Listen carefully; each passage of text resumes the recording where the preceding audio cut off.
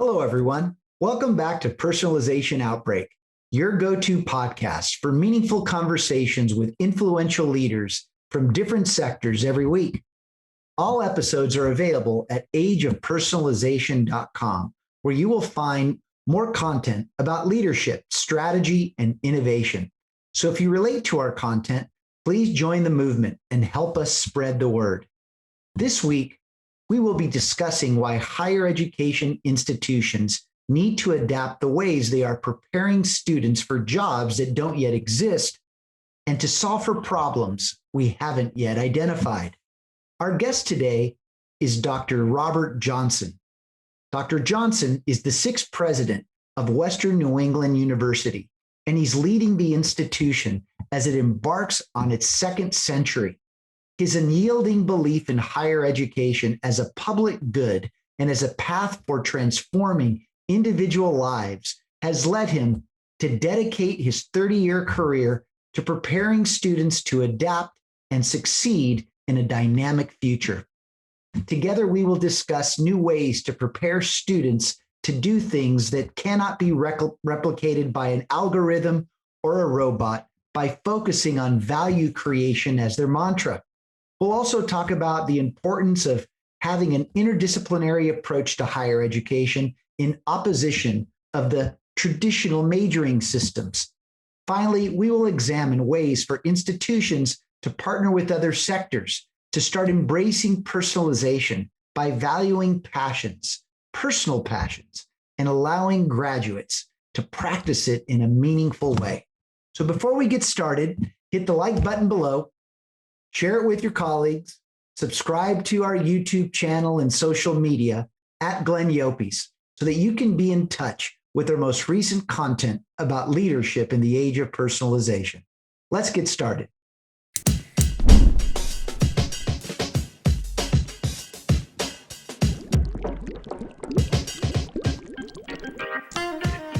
You are listening to Personalization Outbreak, a podcast about the collapse of traditional corporate standards in today's more personalized world. I'm Glenn Yopes. I'm a leadership strategist, author, contributor to Forbes, and founder of the Leadership in the Age of Personalization movement. On this show, I'm interviewing executives across multiple sectors to find out how the balance between standardization and personalization can exist. Robert, thank you so much for joining us today. Well, Glenn, thank you. And I'm excited to be here. We live in an exciting world during a very exciting and interesting time. I concur 100%. And it's so interesting that oftentimes I wonder why people don't see the glass half full, but yet we're still stuck in the trap of seeing the glass half empty. We'll get into that a little bit later.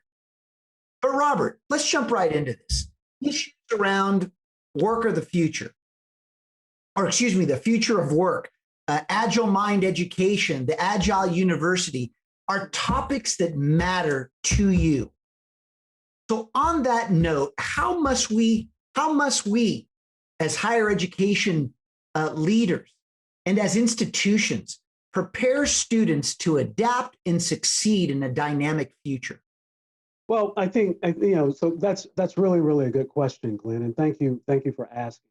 As we think about the future of work, and as we think about preparing young people to solve for the unknown, we live in what I call a very exciting time, and I think that we have to give students, as they are coming through our institutions of higher learning, knowledge and the power of learning.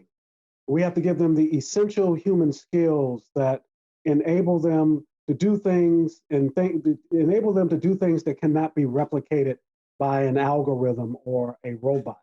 And we have to give them the skill set and the mindset to be in this continuous state of adding and creating new value. So let me talk about that a little bit as it relates to our institutions of higher learning. Knowledge and the power of learning. Knowledge in the traditional sense that students need to learn a discipline, learn how to think, how to solve problems. So may that be in accounting or engineering, sociology, history, education. If they want to go into the ministry, it really doesn't matter, but what is going to be their epistemology? What is going to be their global lens in terms of how they go about solving problems? But then the power of learning. We have to teach them how to be lifelong learners, how to learn, unlearn, and relearn. And we live in a world, according to the World Economic Forum, where our graduates today will have upwards of 17 jobs in 5 different industries, and 3 of those industries don't even exist. How do you educate a person for a world of work like that? Well, in part, you got to teach them how to learn, unlearn, and relearn, understanding that even after they graduate from college, they're going to be lifelong learners. So that's knowledge and the power of learning.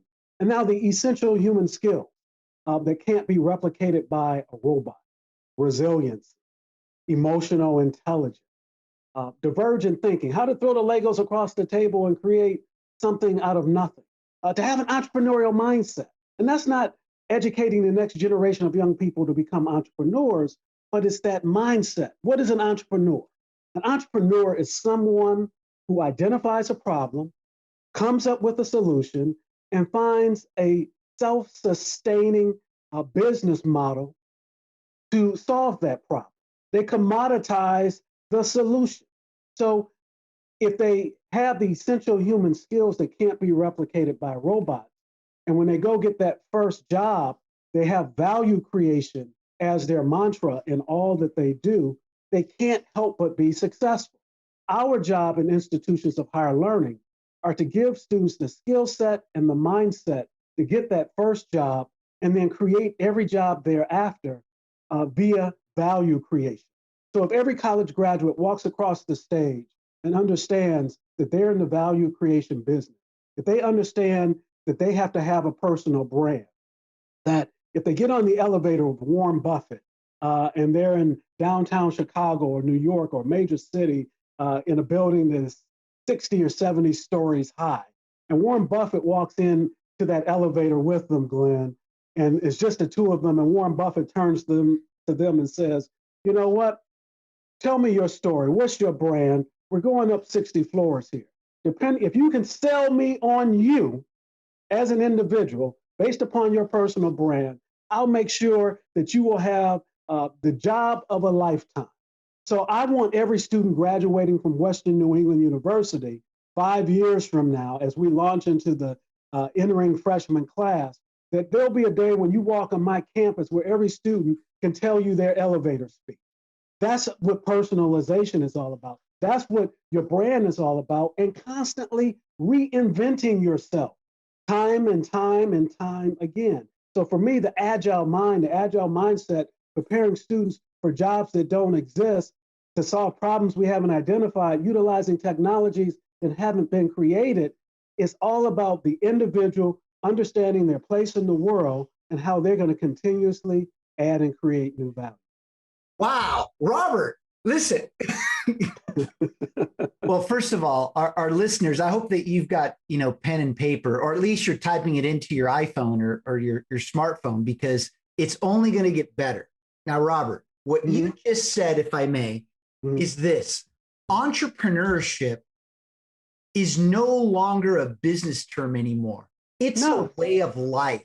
Exactly. You don't need to be an entrepreneur to be entrepreneurial. You just have to have the entrepreneurial mindset, which is exactly what you're talking about and what personalization is all about.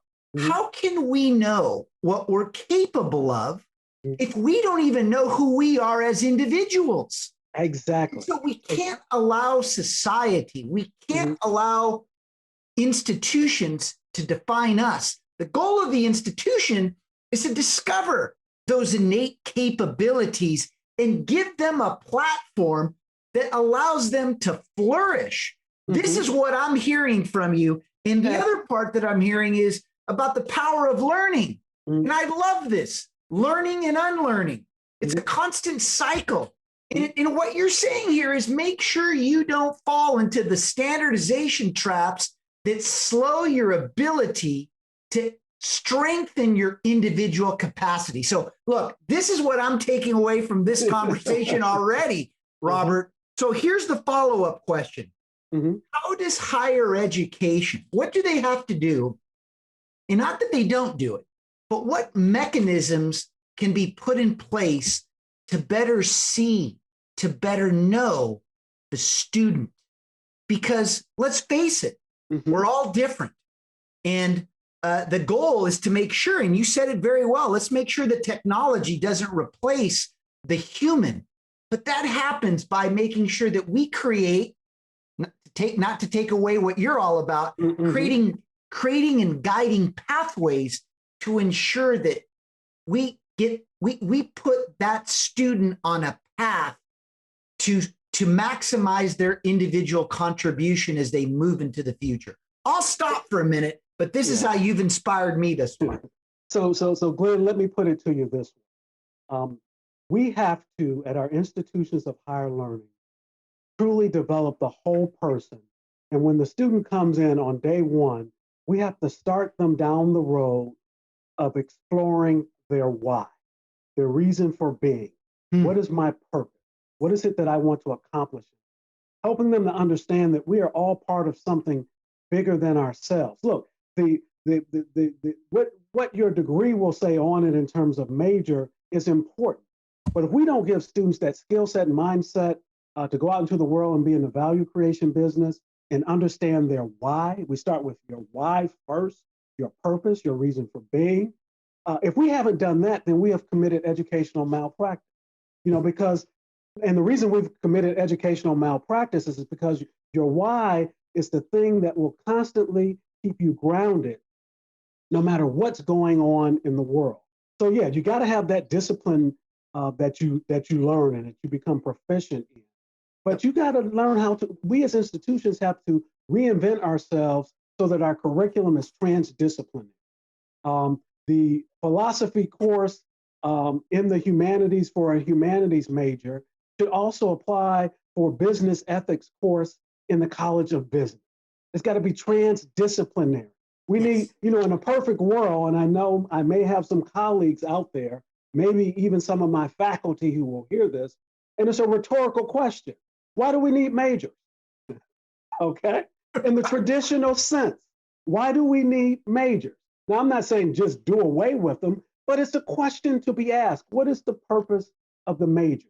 And what is the purpose of the major in the context of developing the whole person, going to this point, back to your point of personalization, the individual. So our institutions have to stop being manufacturing plants, okay, that are very standardized, and that you come in and you take this class, this class, this class, and this class. Okay, you're ready to go out into the world of work. That was fine when I graduated from college, and maybe people my age, and you basically worked in one or two industries your entire life, and many people, change jobs every 5 to 7 years and zigzag their way up within the organization.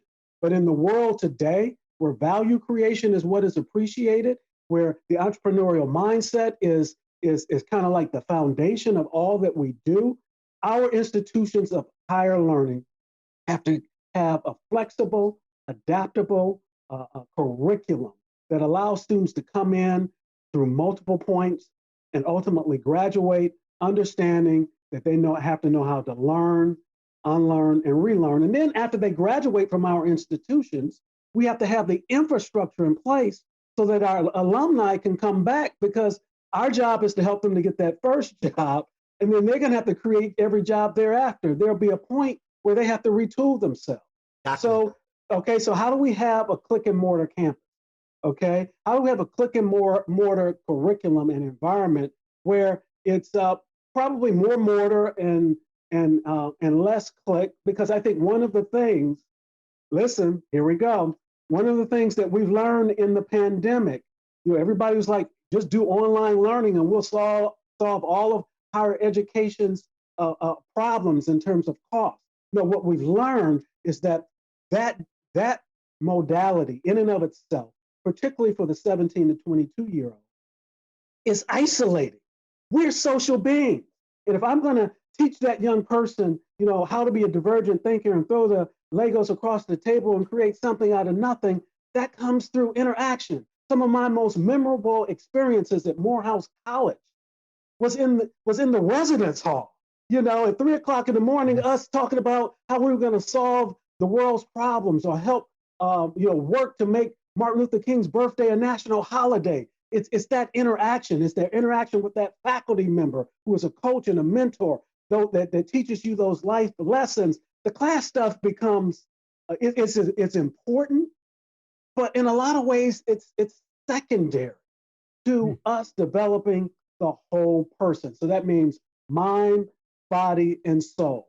And if we as institutions of higher learning fail to do that, if all we do is give an engineer an engineering degree and an accountant and an accounting degree, but we haven't developed them as a whole person with an agile mind, with a transdisciplinary lens, we have committed educational malpractice. People ought to ask for their money back. So, Robert, first of all, I want you to know, you see this? This is my little box of Legos. Uh-huh.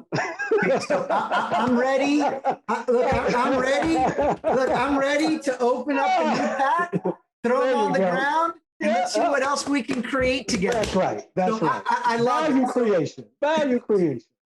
So let's go to the topic of value creation. Uh-huh. Because you've said it a few times, and I think it's important that we dissect this term a little bit. Mm-hmm. Earlier, you mentioned that it's about solving problems. Mm-hmm. And you talked about individual capacity. You talked about how maybe, again, respectfully, majors may actually put us in boxes. Right. To solve problems, how has that happened in the past?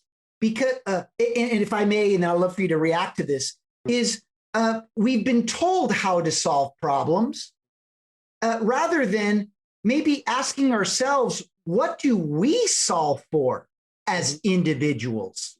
And then align what we solve for to what a potential opportunity is.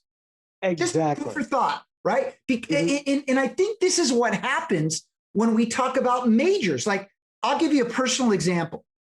I'm a political science major, international relations. But fortunately, when I was born, my dad was 50. So my dad had a lot of wisdom. He said, son, there's two things I want you to learn when you go to college, more than anything. Okay.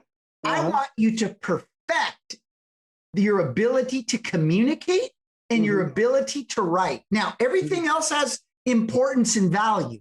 But That's right. You'll see that if you can communicate, you can get almost any job. That's right. My whole point is, can you talk about the importance of why the individual needs to know who they are and what they're capable of contributing, and how higher education can help them discover that in order to create value? Because I think sometimes this term value creation, while you and I understand it, maybe it's not clearly understood by others. So that's a long way to get to that simple question. Sorry, Robert. Sure. So when we think about value creation, when we think about students when they come to us, helping them to understand their why, their sense of purpose, who they are, and what their place is in the world, helping them to understand that they are part of something bigger than themselves.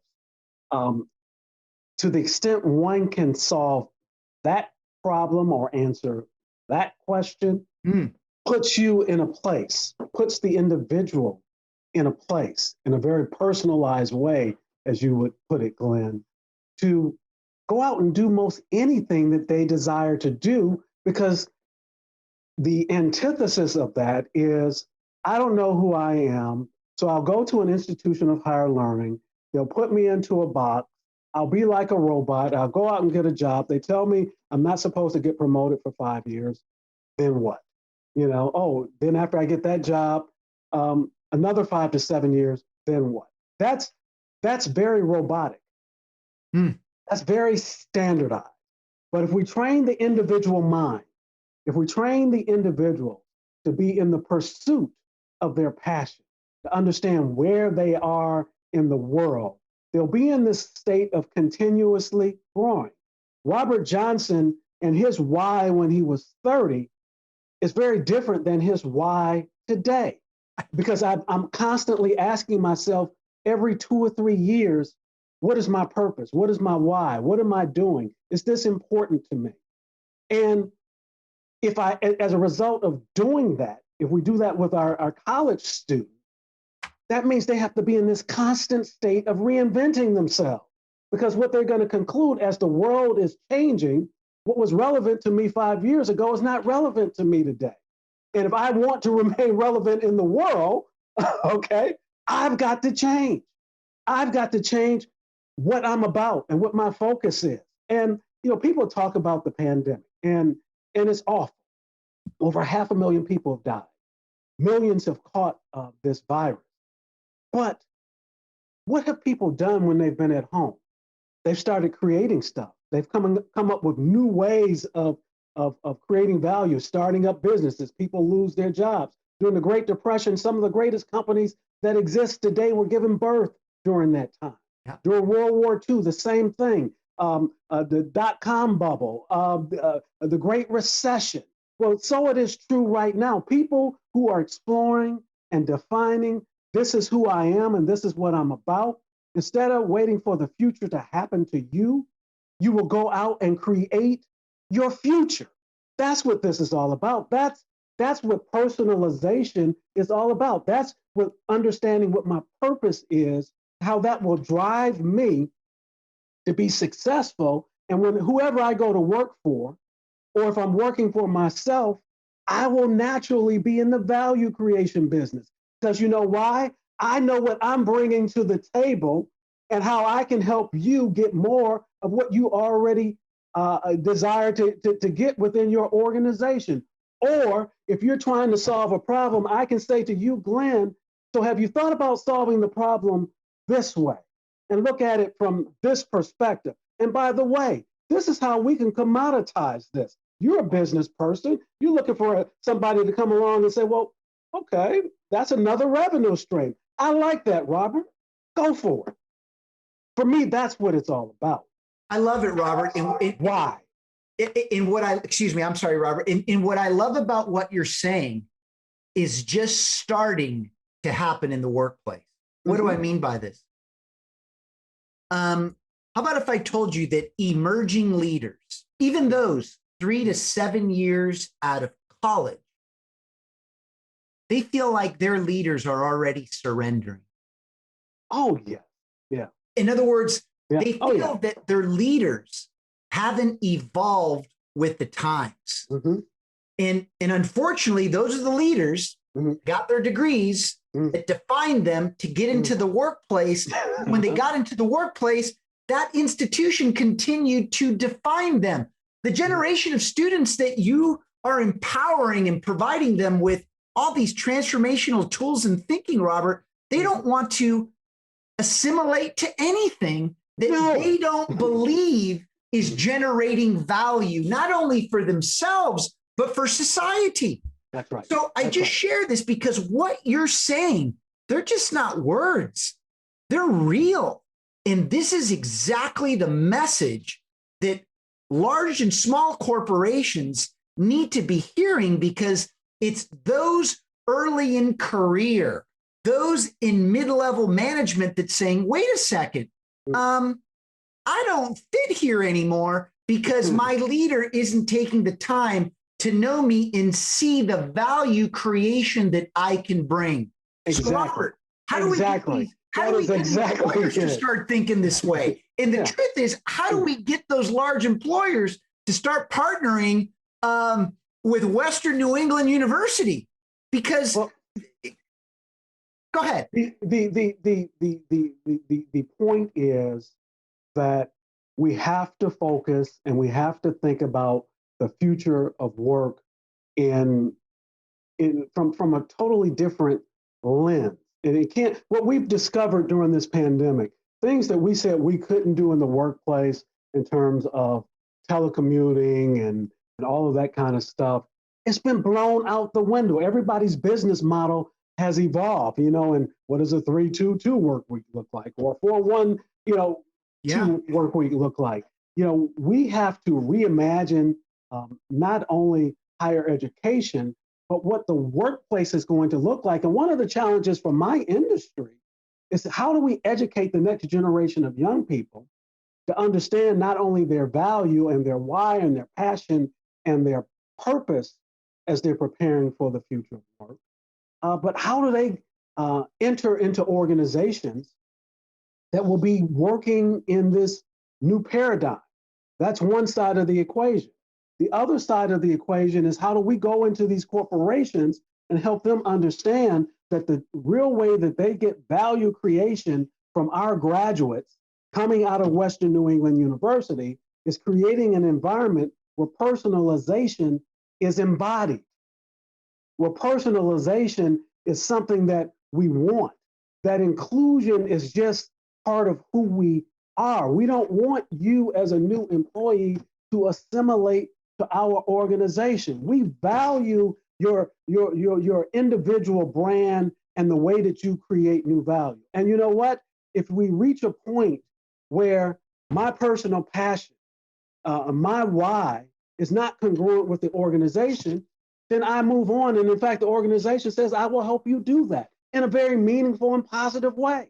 Because if the organization is organically growing and evolving, what it is 5 years from now may or may not align with my why 5 years from now. And that's okay. But if I do that in a very purposeful way, I'll never have a difficult time attracting talent because people know that I'm the guy. If you come work for me, what's your dream? So I sit down with my employees and say, what's your dream? What's your passion? What do you want to be doing 5 years from now? How can I help you? Understanding that in many cases, me helping them do that they're going to leave me and it might be my best employee. That's okay. Because when he or she leaves me, wow, Robert Johnson, great person to work for. And when I post a job, everybody and their grandmother wants to come because they want this opportunity to be in an environment where you have leaders who not only understand their why, but leaders who encourage you to pursue your why. And it's okay if you reach a point where your why is not congruent with the organization. And he or she, I, will help you find that place or start up that place, help you with your startup so that you can live your dream. That's what this thing is all about. You know what, Robert? I agree with you 100%. But what this also requires, it requires higher ed. It requires corporations, healthcare. It requires a convergence among sectors to work and grow with each other as we transform the future together. That's right. Because this is what's happening. I mean, we need more Robert Johnsons, but we can't force people to think this way. They have to come to their own conclusions of why we are so much better together, and whether people like it or not, moving forward, we need to find ways to co-design the future together. That's right. So, Robert, on that note, what does inclusion look like to you? What does inclusion look like to Western New England University? Inclusion, what inclusion looks like to me is, come one, come all, whoever you are, whatever you bring to the table, it's value, your skills, your talents, background, who you are as an individual, your why, your purpose, your sense of being. It's welcomed. I don't want you to come to Western New England University as an employee or as a student for that matter, saying, well, I have to adopt who I am in order to be part of this culture. No. What I say to employees, and I try and interview as many new people that we're thinking about hiring, and I say to them a very simple thing.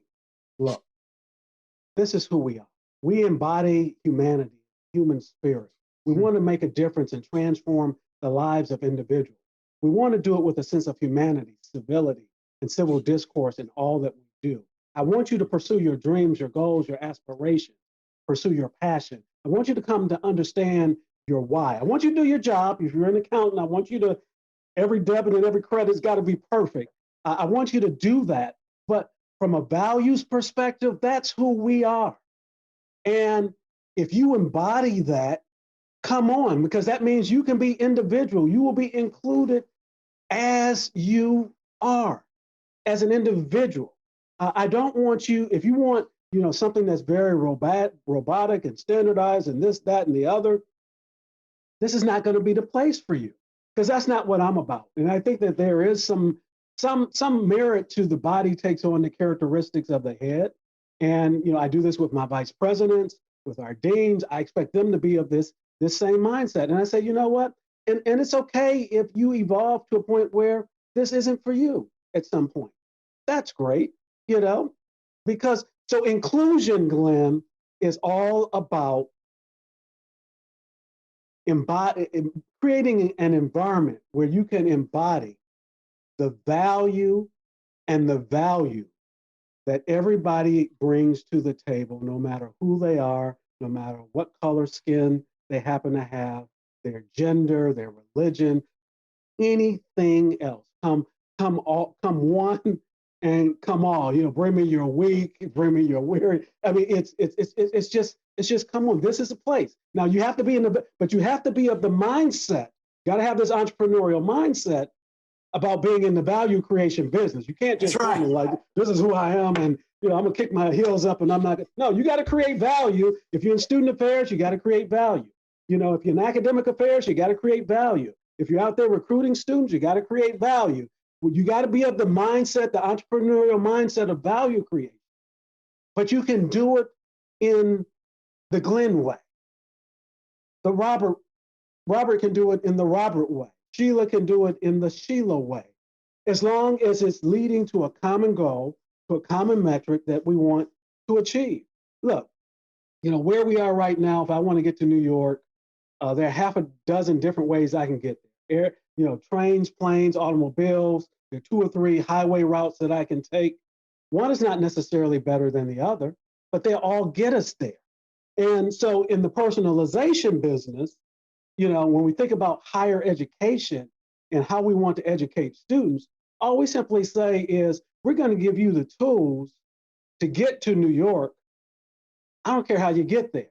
The former model would have said, you come in, this is how we're going to train you, and you must get on 95 and drive south. That's the only way you leave here to go to New York. That's right.